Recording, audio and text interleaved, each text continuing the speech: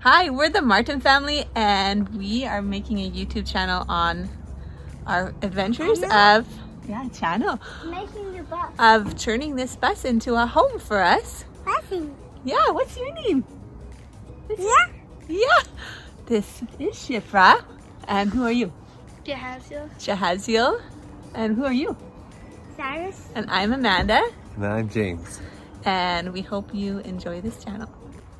So we figured for our first video, we wanted to give you guys a little bit of history of our mobile living and how we came to the point of deciding to want to do a bus project and renovate it. So we hope you enjoy, and yeah.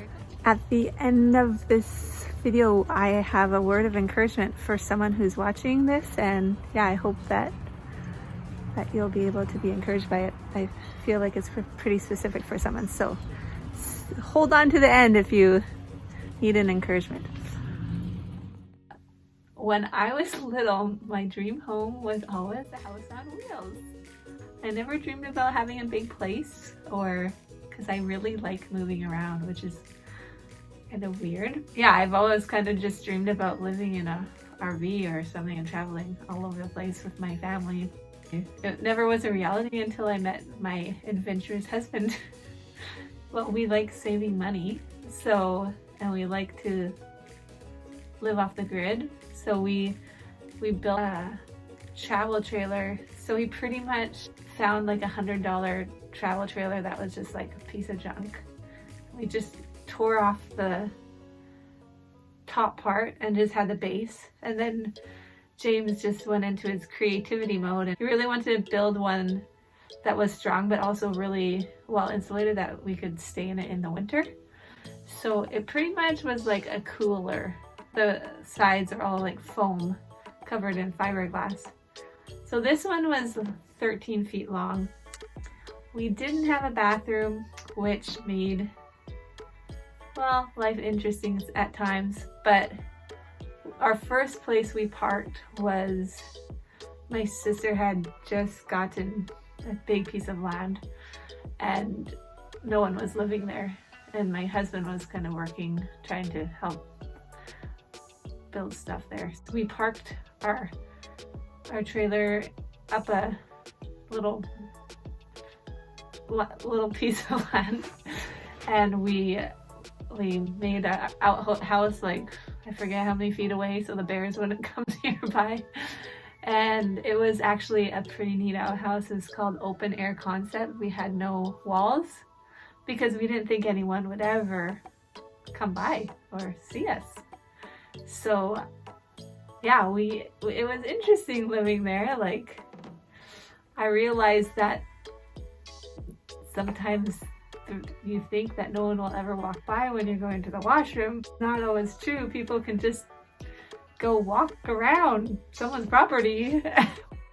It was fun. We cooked over our campfire, and we had a pet bear we named Fergie, and he was really friendly and almost too friendly, but he really loved dinner time. So we would eat, or we'd cook over the fire, and then he'd just be like pacing circles around us as we were cooking.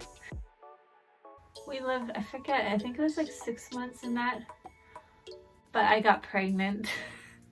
So I figured it might be good to have running water and like a bathroom for a baby. So we moved into a place, and then I forget how long we lived there, like a year and a half or so.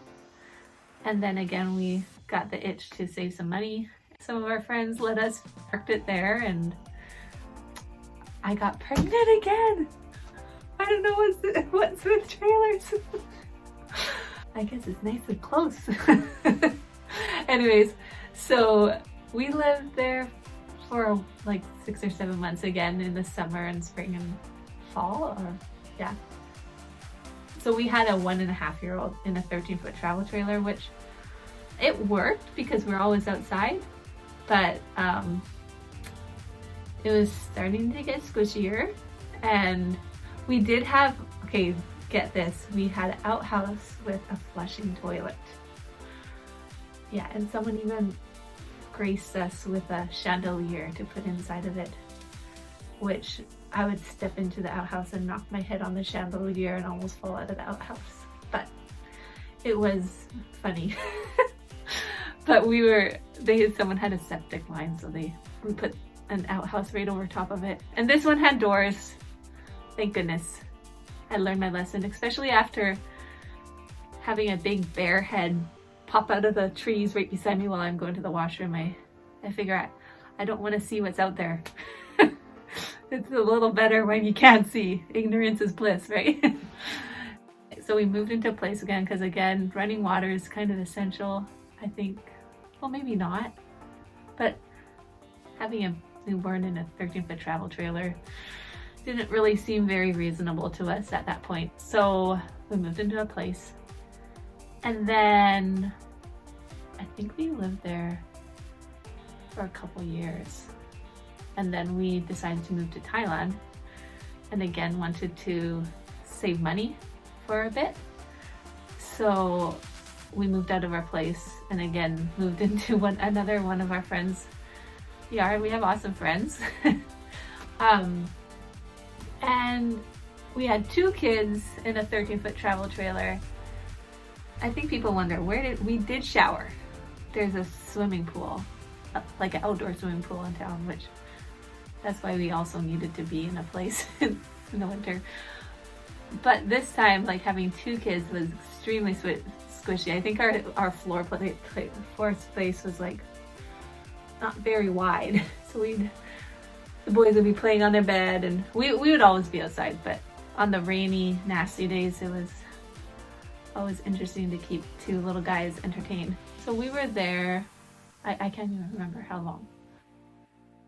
But then we moved to Thailand and came back, and I told James if we are, this was the last straw for me. It's like we always had a porta potty in our place at night, and one day we were so busy with so much going on, we forgot to empty it, which is nasty. And then we came home in the dark and someone knocked it over everything, and I was like, okay, like nastiness everywhere over everything in the trailer. And I was just like, okay, James, next mobile living has to have a toilet and a bath. Like, that was my requirements. Like, I have to be able to bathe, my children have to be able to bathe, and a toilet, because I don't ever want to have to deal with that again.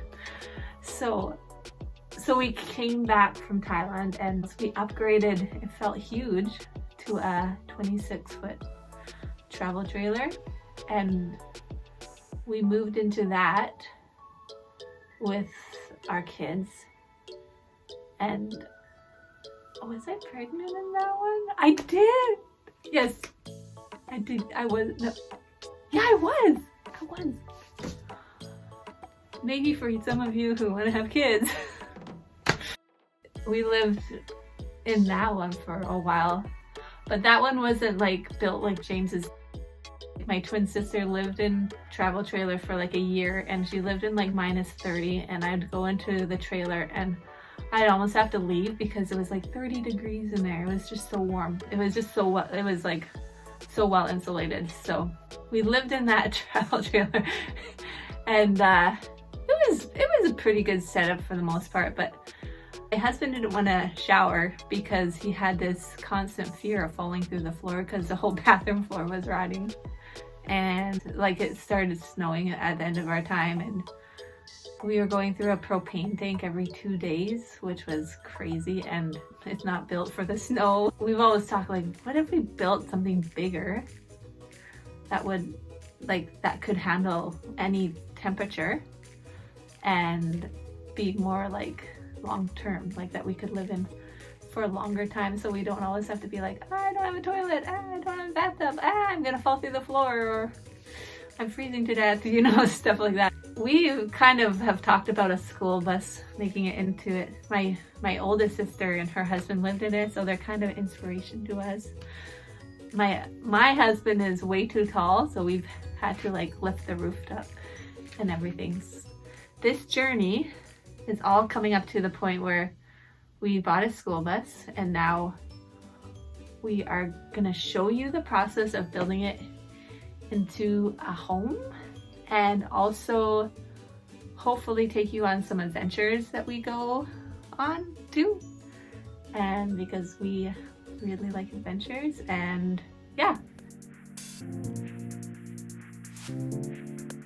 I was asking the creator what he might want to say to someone who's watching, and I feel like there's someone who's watching who feels like perhaps they're not, like, they're putting a lot of effort into things and not really going for it. It almost, I had the picture of like a caterpillar and how the caterpillar was just like trying to get somewhere, but it just took so much effort to get anywhere because it's little and it moves slowly. And anyways, I felt like the creator was saying that the time is coming, and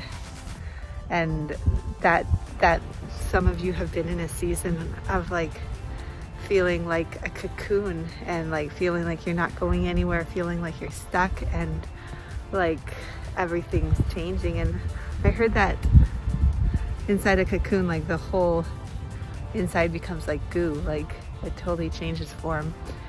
And I think maybe some of you feel like your lives, everything's just falling apart, and they're like, or has fallen apart, and you just don't know how to move forward. And I just feel like the creator is saying that it's unto something, that there's like that he's forming you into, he's giving you wings, and this feeling of feeling stuck and like you're not moving forward is actually that there's something being formed in your life that's gonna just advance you to the place where you're gonna be flying above your circumstances and above your situations, that you're gonna be soaring, but that you've been in a season of reformation, that you're being reformed into something that's not, you're not gonna be a caterpillar anymore, you're gonna be a butterfly, you're gonna be flying above your circumstances. So hang in there as you go through metamorphosis, because it's unto something and it's gonna be really good. So I hope that blesses whoever this was for. Bye. We hope you enjoyed our video, and if you guys want to follow us more on this adventure, you can subscribe in the link below. And if you have any questions, feel free to comment. We love questions, and I'll try to get back to you as soon as we can. So have a great day.